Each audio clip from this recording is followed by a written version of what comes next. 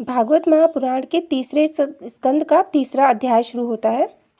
भक्तराज उद्धव विदुर जी से बोले, हे भ्राता, भगवान नंदनंदन ऐसे कृपालु थे कि जो पूतना राक्षसी दूध पिलाने के बहाने अपने स्तनों पर जहर लगाकर उनके प्राण हरण करने को आई थी, उसे भी प्रभु ने मारकर अपना परम धाम दिया।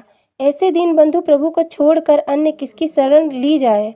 राजा कंस के पठाए हुए जो भी राक्षस उनको नष्ट करने के लिए आए, उन सबका संहार करके अपने परम धाम को भेज दिया।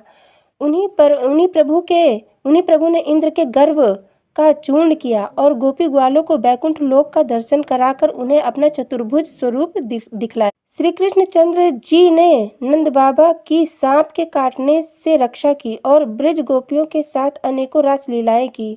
उन्होंने शंखचूर्ण, केशी, अघासुर, बकासुर इत्यादि दानवों का संहार करके अपने परमधाम को भेज दिया।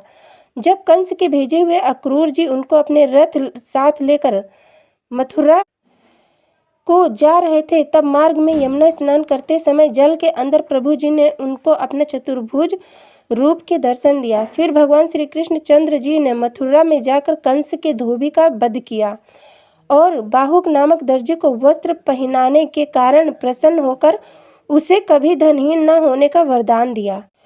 फिर चंदन लगाने से प्रसन्न होकर कंस की दासी कुबड़ी को सीधा करके उसे देवांगनाओं के समान रूपवती कर दिया। फिर उन्होंने रंगभूमि में जाकर शिव जी के कठोर धनुष को गन्ने की तरह तोड़ डाला और चाणूर, मुष्टिक आदि पहलवानों को कुश्ती में पछाड़कर राजा कंस को उसके 8 भाइयों समेत संहार करके अपने परम धाम को भेज दिया।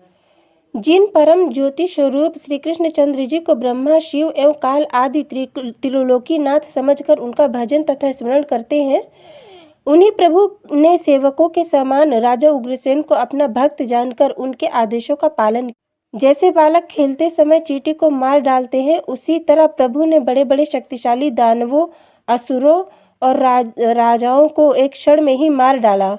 श्रीमद् भागवत के 10वें तथा 11वें स्कंद में उन प्रभु की समस्त लीलाएं कही हैं। तीसरे स्कंद का हमारा तीसरा भाग भी खत्म हो गया है। अब हम चौथा अध्याय पढ़ेंगे अगले भाग में। जय श्री कृष्ण।